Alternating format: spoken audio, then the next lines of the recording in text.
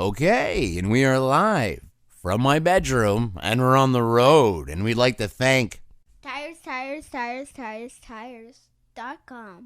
All right, Sammy, every time you say this website, you add like 15 more tires. It's only tires.com. Second time around tires. And this week on Live from my bedroom, we're talking to a musician, actually a multifaceted gentleman, who also directs. I'm pretty sure he does other things as well. He's, you guys play music, don't you? You play the synthesizer, right, Ben? Yes. Great. And what kind of instrument do you play, Sammy? Drum. And what about you, Kane Elaine? The bangos. You play the bangos. Are you in a band? Yeah. How does that go? On top of the mountain.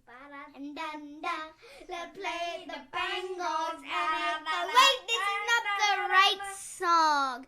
But first, The real theme song. Yay.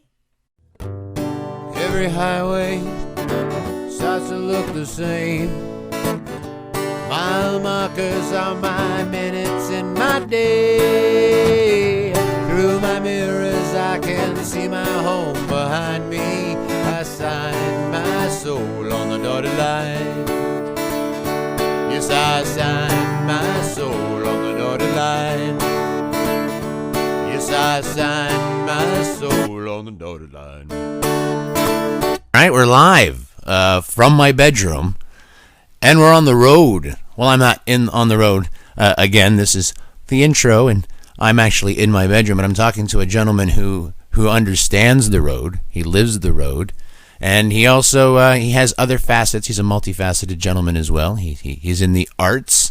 I met him through the Out There with Melissa DeMarco's show. He was being actually interviewed by an actual journalist about a movie that he directed.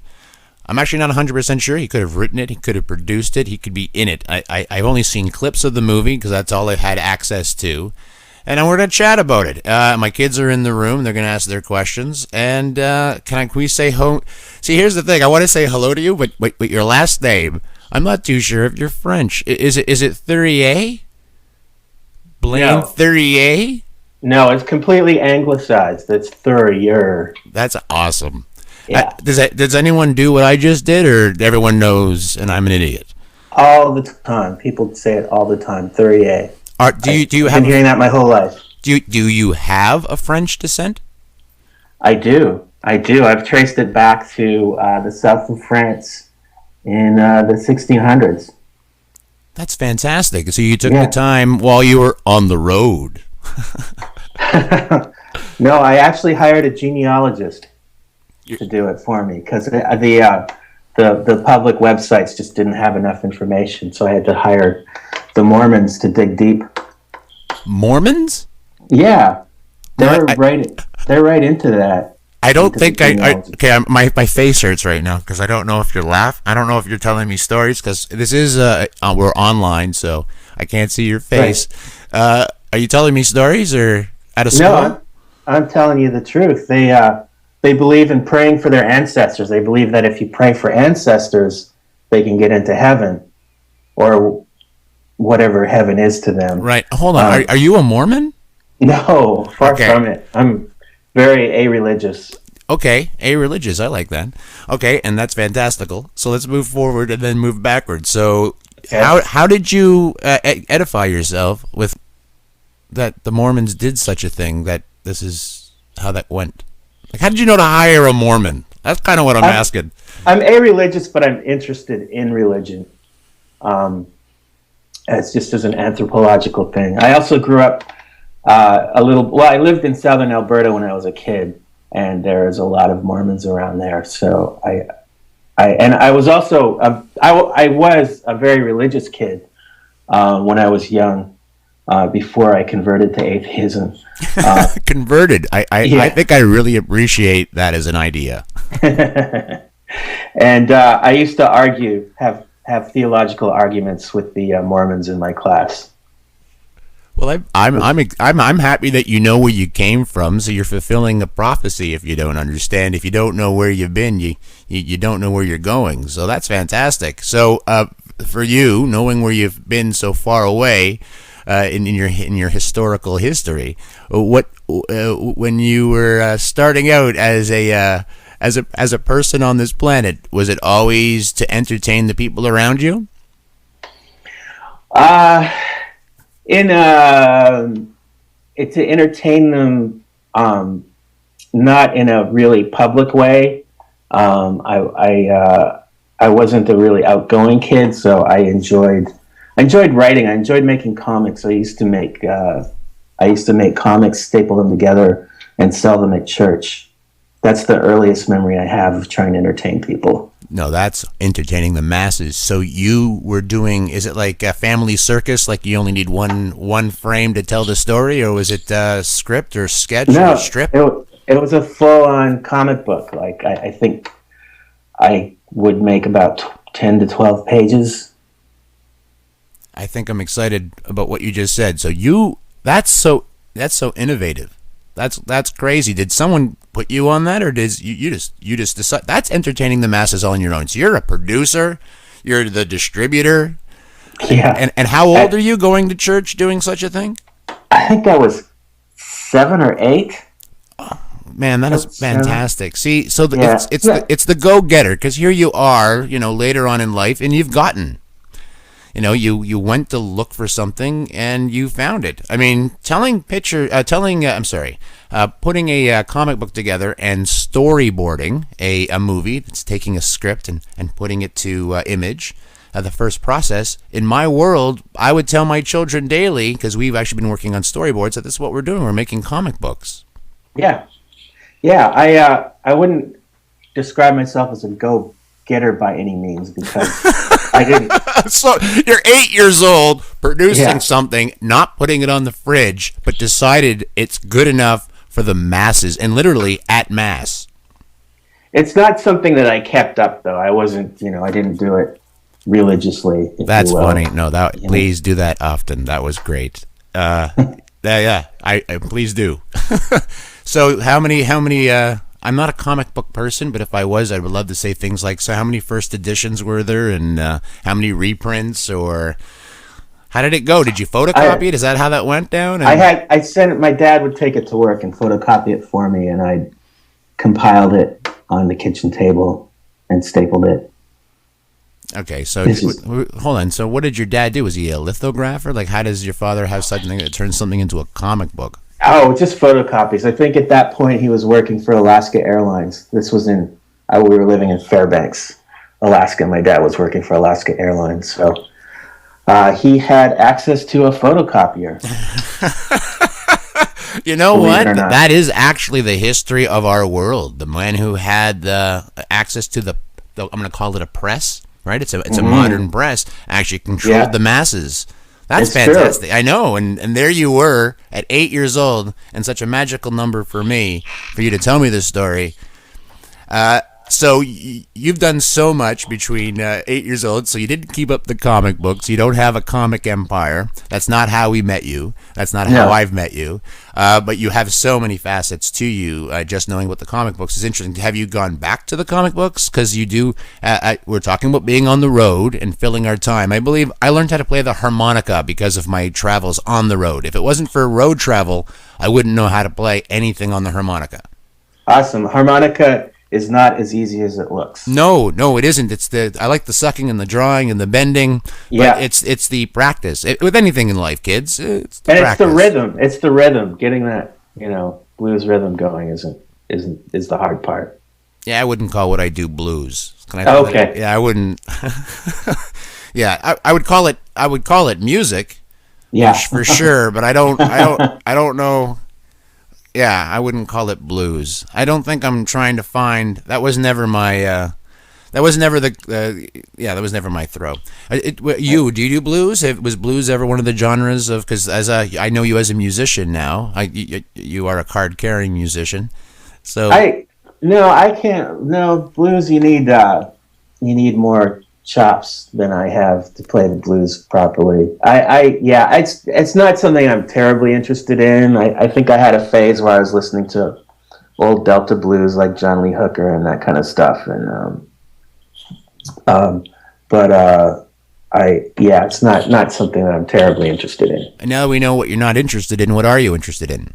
Well, getting back to the comics thing, that's kind of how I got in the idea to make movies. Was I spent my 20s and much of my 20s and 30s making a serialized comic strip for a local weekly, and I spent a lot of time alone in the attic, hunched over a drawing board, and I was, really afraid that I was going to become some kind of lonely hermit doing that for the rest of my life. So I thought, why don't I just take these stories, make movies?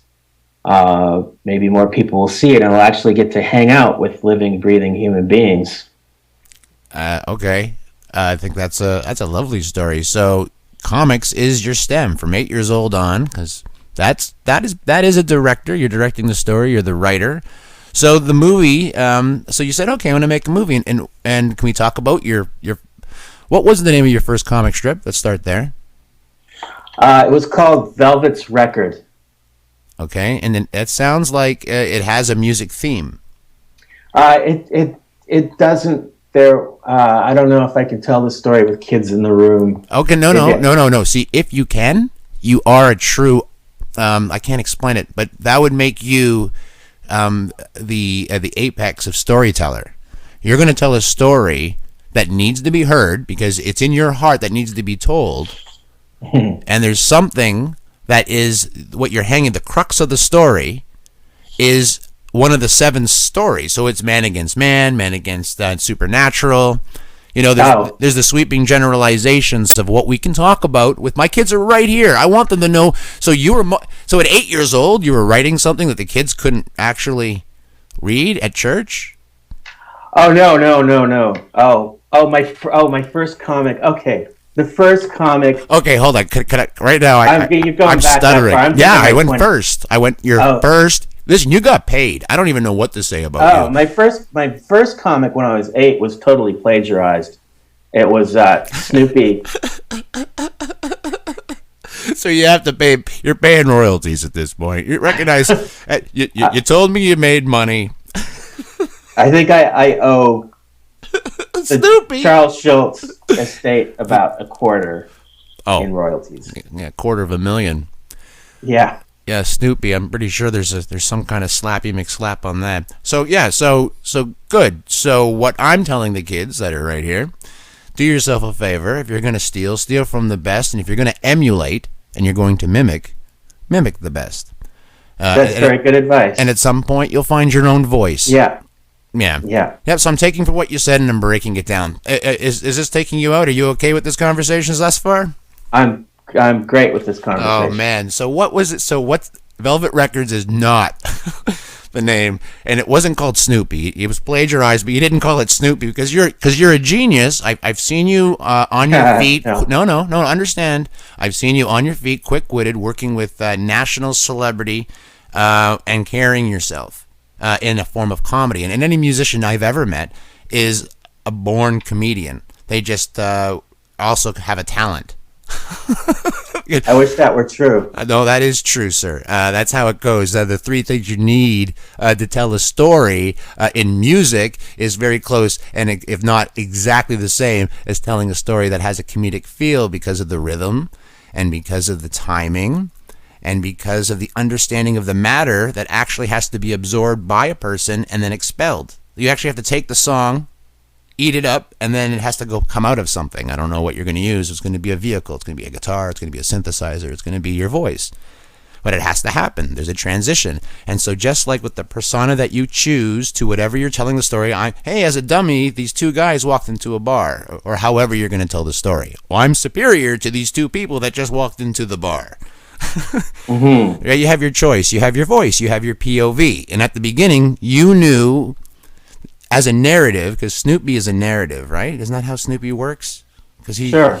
So yeah. You're a drawing pantomime.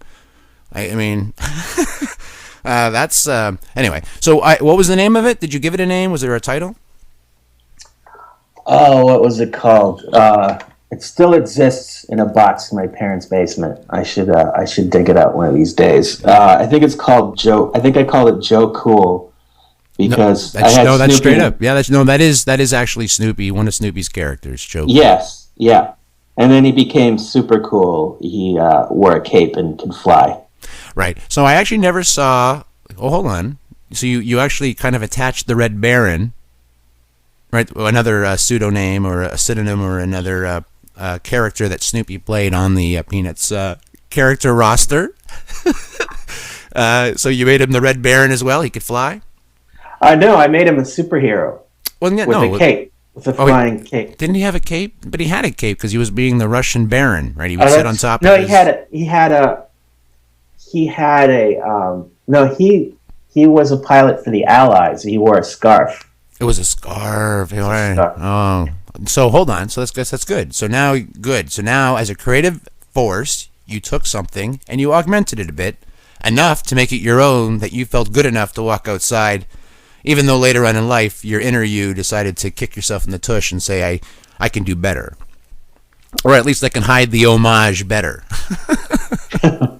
Which is what we do as storytellers. There's only so many stories. Wouldn't you admit to that? I absolutely, like you were saying, I haven't heard this theory, but there are 7 essential stories. Yeah, I don't want to break it down any more than that. That's not what we're doing as people, but that's what we ended up doing. We ended up being storytellers in our own way. And so what was your first, so what were you telling me your first comic? Because it sounds like between your 20s and 30s, like you said, you were working on a comic strip that you had to do at home, so you felt very isolated from others. Mm-hmm. And you wanted to do something that would truly take on a team, a crew, a family to build. Mm-hmm. Look at the credits at the end of any movie. Mm-hmm. Yeah, sometimes you can play a good 3 songs, and a song's usually about 2:30. Mm-hmm. And now it's a scroll of names of people that all had something involved, a passion. Some people even were just specially thanked because they donated their time on your first production. I mean, how did you get the funds? Can I ask? Did you have to knock over a jewelry store, or did you go to Kevin Smith and say, "Hey, can I borrow your comic book collection for a month?" No, I didn't hawk Kevin Smith's comic book collection. I went out. I got a job. So you had a job. You were making comic strips. No, there was no money coming in from that. Oh, I got a job at the library so I could afford to buy a camera because I wanted to do it. I didn't have the patience for I still don't have the patience for development, finding a producer, finding financing. I just wanted to make it, and I figured all I needed was a camera, a mic, and my friends. Yeah, you weren't wrong. Yeah, you're not wrong. So that's how you went forward. And then how does the marketing start? So now that you have the product, or did you make a calling card, or did you make the full feature? I made the full feature. The full feature. My first feature went to Toronto, which was pretty incredible to me. I had no idea what Toronto was. I mean, TIFF.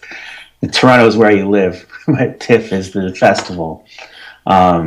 It's Toronto International Film Festival, where one of the largest film festivals take place. As Canadians, not just people from Toronto, but in Canada, we tend to go out and see movies. We're movie goers, and we can't stop talking about movies. And when it came to even things like being online, it's ridiculous of how many Canadians and how many people are online in Canada, versus how many people there are. Canadians love the concept of talking about stuff. So coming to Toronto seems to be viable for the producers and the artists, and it's a fun time, and that's where I met you, sir. Yeah, that's not the first time you were there, was it? No. The first time I was there was in 2000, September 2000, with my first movie, Low Self-Esteem Girl. Low Self-Esteem Girl. Yeah. Okay, and how did that do? I have to be honest? It's got to come right in my face. It's got to hit me right in the face for me to watch anything. So how did it do? It did very well. At Toronto, we had great audiences. It went on to do South by Southwest Film Festival, where it won Best Narrative Feature, but ultimately it never found distribution. So festivals is the way to go. we're Festival, saying, if you want an audience, festivals are the way to go. well, yeah, if you're going to build something because you want to tell the story and you're trying to tell that story and you want people to hear that story and you want it to be in a theater. So You want it to be in a theater. You want it to right. be in a theater. You want it to have that experience. I think that's the point of a movie. You have to. I mean, I love the drive-in. So when I think about Yes. making a movie, I mean, I have only 8 scripts in my pocket that I've ever looked at, and it's weird because people would say, "Oh, how many? 8 comedies?" No, actually, 1 comedy. Yeah. The rest are thrillers. The rest are you should be afraid to be in your car and go get popcorn. You should be cuddling up with the person that you're with. It's not horror, it's thriller. It's not gore, it's I don't want that to happen to me. Mm-hmm. Was there a difference? Because there is to me. I can't watch a gory film. There doesn't need to be blood. You just have to know when he left frame, he ain't coming back. Mm-hmm. Are you okay with that? like kind of Scooby-Doo drama. Like it's got to be. I mean, there's going to be some jokes because jokes are funny. Jokes have a setup, a punch, a middle. You gotta cut the tension a little bit. Yeah, of course. And then you go, oh, that's not going to happen. And then where'd he go? Yeah. You know? Oh man, I'm not doing that. I'm never going to a drive-in again. You know, the same thing that Jaws did for swimming in a lake. I couldn't even swim in my above-ground pool after that movie. I wish I was kidding you. I wish that was a joke. I wish that was a set-up punch. But that's why I tell stories, because I'm going to say things that are going to make people laugh by accident. Sure. All right, so... I hear you. No, I hear you. So the first one, you took it to a festival. You did very well, because that's what you were doing. This is the one you built with your friends, family, and anyone who is in support of Team U. Mm-hmm. And saw a future in. So what did you have to show them? Did you show them a comic book? Did you show everyone a comic book that you wanted to turn into, or did you actually have a written script? They knew my comics from being around town. No, I'm saying your first feature. Did you storyboard it only, or did you script it out for your actors, or? Yeah, I had a script. Is a script important? Formatted wrong. It was formatted wrong. You're hilarious. Woody, he staples things together still. Woody Allen. He still types on a typewriter. Yeah. Yeah. Cut 2. Literally, he's cutting 2. So no, what do you mean formatted wrong? You were using Word notebook? Yeah, I think that's what I was using. Well, and it got made. So what's important is that you had a vision as a director, or as a writer. Like as a writer, what was your strength? Director. As writer director. Yeah. Have you ever had the conversation between you trying to swallow someone else's vision? Yeah, I have. How does that go? How does that go for you? How does the drive work for you? Oh, that's a good question. It's harder. It's harder. Right. I mean, I don't know. I'm kind of a weird person. So anything that I write has kind of this weird voice that's only me in it. So it's really hard to write for other people because they're always looking for you to express their voice. No. So good. So now kids, write what you know. If you don't know what that other person's lived through or done, write what you know. If you're not an empathetic creature, write what you know. Yeah. Yeah, but that's not the point. I was asking, as a director, someone as a writer came to you and said, "Please take my vision." Oh, uh-huh. And have you had that conversation, that collaboration? Oh, well, I mean, on the last one, on the one that, if this is what you're getting at, on the last one, the one I was interviewed for in Toronto when we met, was at first it was my own thing, but over time, years of development, it became a collaboration with the producer and other writers. Is that your question? And that's why it's a chat. That's why we're chatting. The question is, you actually gave me, so now you have to collaborate with other people to get a vision onto screen, even if you're the drive behind it. I was saying, did anyone ever come to you with a script and say, "Hey, let's do this. I want you to direct my script"? Yeah. All right, and is that hard? This is where I started. Is that easier or harder than following your own vision, where the drive comes from? It's much harder. I mean, I have yet to have someone come to me with an idea that I was really excited about. I've done rewrites for other people. I've been offered rewrites that ultimately fell through for one reason or another. But it's much easier to get excited about something that's personal. Your own project, your own thing, your own vision. As a director, that's why you become the writer, because the story you're actually wanting to direct are your own words. And then when you finally say, hey man, you're a writer, yeah, could you punch that up? And then you read what he came from, and he didn't experience your life, and it's nowhere close to what you thought the vision was. Yes. But you have to give everyone a swing at the bat and swing at the ball, swing at the whatever. Just swinging, everyone's swinging. That's the problem. So you find yourself doing it all yourself, but your first vision, of course, was to create a family of people around you. So you realize you can't do it all yourself. There's certain things you can't do. Did never wanted to be an actor? Oh man, did I ever want to be an actor? Oh, a high school. That's what I did, and in university, that's what I was going for. I was trying really hard to get into the theater program there, and that was my focus. And it didn't work out. I can tell you why. Why? Because it's hard to get excited about other people's work. So true. So as an actor, you have to get excited about other people's visions very quickly. Like, it's going to be exciting to be that character. Where you're like, well, maybe I could do this, but it'd be awesome if I was, I got a better story in my head. Right. Right. So there's people that are pliable, that are more there in the moment, living in the moment, so much so that they actually need to be toned down and directed. There's other people who live in the moment, and they're always there, and it's mind-boggling. Because I don't know if there's a fine line between crazy and art now, right? I mean, at some point, you know what I mean? What's wrong with him? Why is he acting like a king? Well, he's still in character. That was from like a matinee 3 weeks ago. Like, what's... Am I wrong? I don't think I am. So that's not your... But you had a love for it. You wanted to learn the craft because you wanted to be a part of a storytelling idea. So right now... You produced, did you produce your first film as well? Were you part producer on your first film?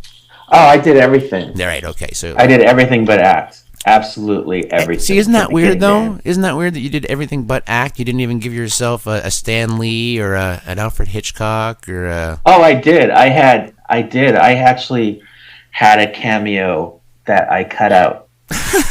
Director's cut, I'm not in it. Yeah, exactly. Because you had power over everything. Hold on, you said everything except for the acting, so you even did the editing. I did the editing. You cut yourself out. I did. Okay. See, kids, you understand? And it's because I'm going to ask them a question, but I think I have the answer, and that's why this is a chat, not a very good interview. It's because it made the story stronger. Exactly. Yeah. Yeah, and the fun part is that it was your own vision. It was your own vision, so you could have given yourself a part that you were so attached to, like the meaning of the beat, and just the problem is you would have had to pare that character down because I don't know about you, I don't know about the writing and directing at the same time, but acting in it at the same time as well. There's too many facets going on. You need to really believe in the person who's looking at the monitor and who's helping you guide, and the person who's helping you arc all the way to the end of this thing, especially if you have actually a hard-written ending. Because I don't know about this anymore. I love DVDs. My favorite part, of course, is the commentary. It's my favorite part of life at this point. I love commentaries on DVD, people talking about the movie for which I am watching, because I'll watch it 12 times anyways. Now I'm watching with, Carrot Top. I'm watching with the director of this movie. I'm watching with the actors of the movie, and I don't know if they thought what they were doing was other than just giving an extra feature, but what they did is they offered an experience. Yes. Yeah, I think there could be something called, run this at the same time as watching. for everything. I think at YouTube, I think they have that too, right? Something about Pink Floyd, The Wall, start the song at the same time. Something else, it fits. Sure, I used to watch hockey with classical music blaring. It just made it so much more dramatic. Right. Did you actually care who won a game of hockey? Are you a sportsman? I am a sports fan. Yeah. Oh, okay. I am. It's a guilty pleasure. Oh, and I really actually want to know this from you. So I'm dropping whatever the heck direction I was going in that chat, and if you want to bring anything back, you're more than welcome to. But I am not a sports fan. I find that people that are in the genre of the making of stuff, because there's no time to kind of tear yourself away for anything else other than something that's within your own business. So your hobby becomes your own business. I'll write it. Like I love writing songs, so writing a song becomes a hobby. But if you write a song and it's supposed to be for your business, it's it's all part and parcel. So you called it a guilty pleasure, meaning it's an escapism. It's absolutely an escapism, because there's no room to think about anything else when you're involved in watching whatever sport it is you're into. And it doesn't matter what sport it is. I like certain sports, but what I like about it doesn't reflect back on real life at all, in the least. It's like... No, actually, you know what? I didn't. I actually really didn't. I actually always go back to Gladiators, and it does actually affect life because it's a social commentary. When I think about sports, I always take that one leap that you just didn't, and I'm so happy because I always learn something. And another reason I'm doing these chats. Yeah, I always jump. At Gladiators, they had a narrative built in. It. Yeah, but as I said, the people who are watching it, see, I don't like any of those people watching that. Aren't anyone that I'd ever hang out with. Right. See, so someone who's watching, me. You'd hang out with me. See, here's the thing, though. I would take you aside and say, and I would you wouldn't want me to hang out with you. You would say, I'm going with the new pornographers. I'm not going with you, because you're just gonna huck my ear off. Gonna be chewing my ear off, saying we shouldn't be here. You know what I mean? Like you wouldn't want to go with me. You go with me because it'd be terrible. I'd be like, look at all these people wasting their money and their time. This is terrible. We should help these people. Look at they're hitting each other into the boards. That's ridiculous. Don't they like each other?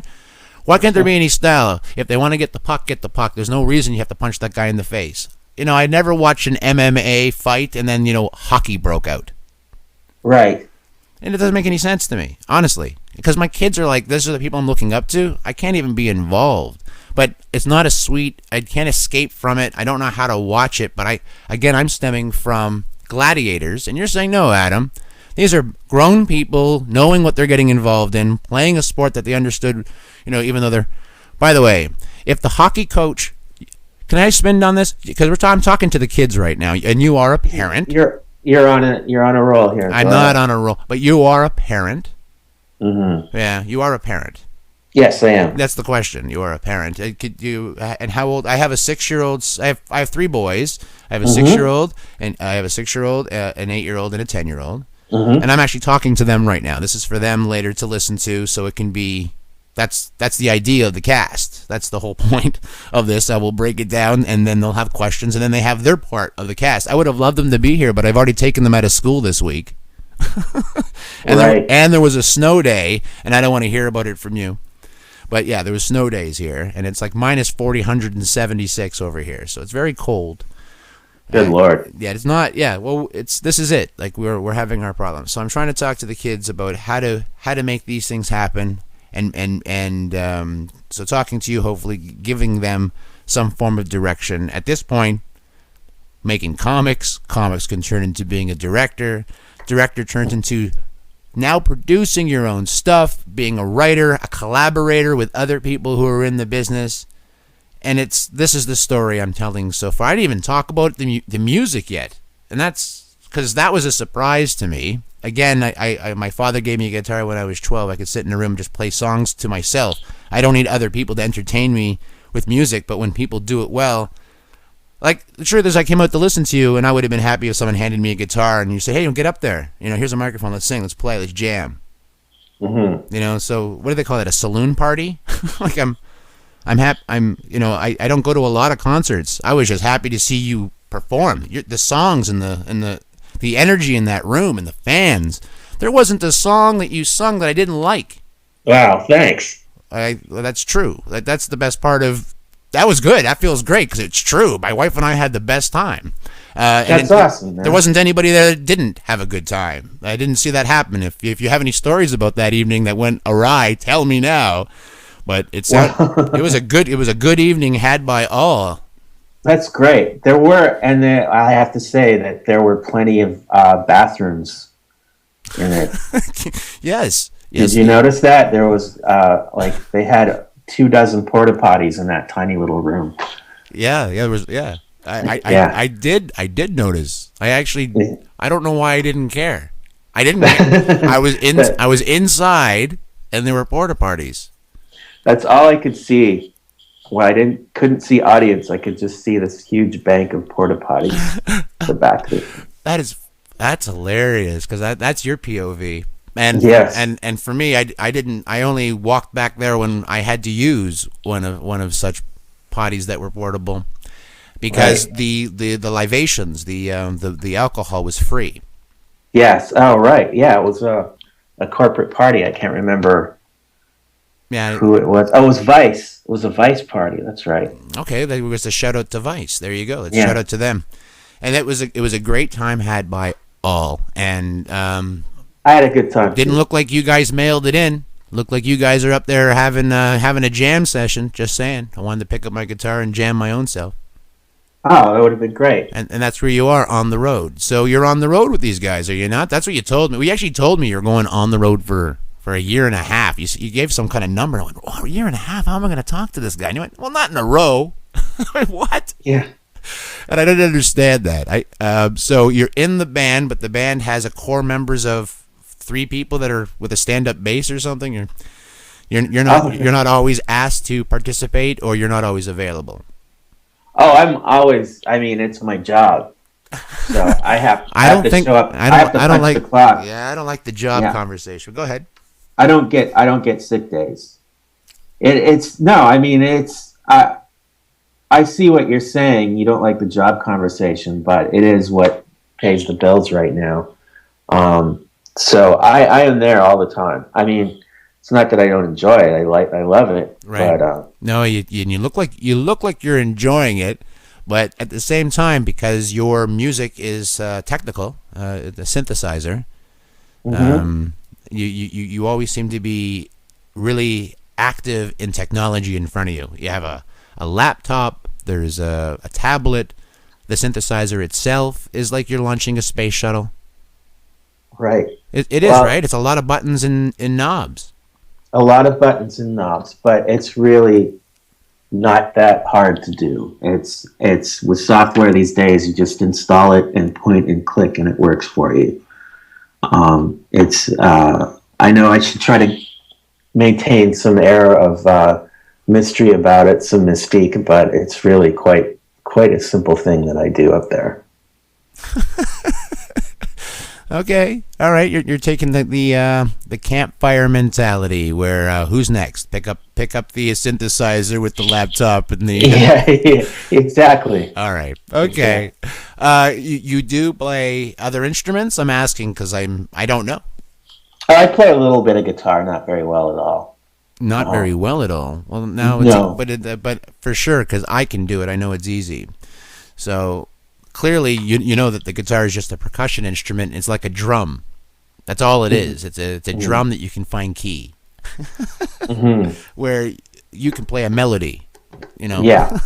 Mm-hmm. Yeah, and follow something more in step. Did you, when it comes to the music, I know that you were taking the direction and making some of the music videos. Mm-hmm. Yeah.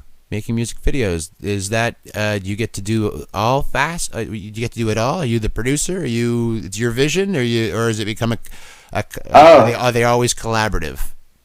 Oh, they're more collaborative. The band on the previous ones, the band would come to me with a concept, and my own band would come to me with a concept, and I'd execute whatever they want, except for the Use It video. That was my concept. Oh yeah. Okay. Yeah. They're open, of course, to your vision because they know you're very talented, and so they came to you when they had an idea. So that's so you are capable of the great collaboration. When your music buddies came to you, you signed up for it. You said I can execute that. That was a written thing by somebody else. Mm-hmm. So you did find passion in other people's projects. You just happened to be a little involved in these projects, yes? Oh yeah, No, where are you in that thing? Because you I walk around not knowing. When I was in Vegas, the drummer was the backbone of the band. Mm-hmm. He kept it all together. You wouldn't know it. He's sitting in the back, but he has a microphone. He sings two of the lead songs. I mean, the drummer. So I didn't know what part you played in the band. You could be the manager. You can play the whole thing from there. And you very quickly said the heart of the band is the lead. Yes. Okay. So right. So I'm the lead singer, songwriter, and the manager and the publicist. And I'm just the keyboard player. It's the lowly keyboard player. You got to stop. That's terrible. And I don't know. It's a bad place to even pretend to be, but there is comedy that lies in those woods. But no, the lead singer, and his name is Carl Newman. And this is his brainchild? This is his brainchild. He's the genius behind it. It's his songwriting capabilities that launched us into the stratosphere. Right. So you walked into the music store. There's an 8x10 sheet there with Tearaway. We're looking for a keyboard player. Not quite. We've never worked that way. It's always been friends and friends of friends. Carl and I have been good friends since 1989, and he had other bands previous to this one, and bands that I always admired. And we had a faux Christian rock band for a while.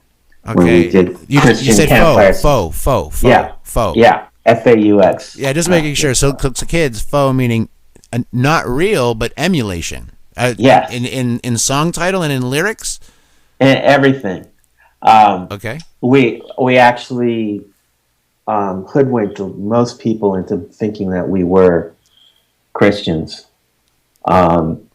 Yeah, but you're just not Christian by choice. I mean, all of you were born and bred right off the truck, right? I mean, you guys all came over on the Mayflower, either from France or from Ireland. Sure. Yeah, you could look at it that way. Right. No, I have to, because I'm a Jewish person feeling the whole world at some point is trying to kill me. Right. Even non-religious. Yeah, exactly. Even non-religious Jews, you can't escape. You can't not be a Jew. Right. So I don't know why you think you as a Christian gets a pass. You decided, hey, man, if they think we're Christian anyways. It's not fair, is it? It's really not fair. No, it's how it worked out for you. I mean, you can have any vision you wanted, but I promise you, most people think of you as, if you're living in Canada, you're a Christian living in a Christian country. Yeah, that's true. Yeah. I don't believe in God. Yeah, okay. You know what I mean? Like, you have 400 decisions every 15 seconds to make, and one of them was, I don't believe in God right now. How about if you're falling off a mountain? Oh, God! See? So, it's how the story goes. It's built into our language, yes. That's fantastic. So, if I wanted to hire you as a director, how would I get a hold of you? Skype, man. No, that's me, I guess. I guess if someone hears this and they say, you know what, I just saw this, that. So you only talked about 2 movies. How many feature films do you have under such belt? 4.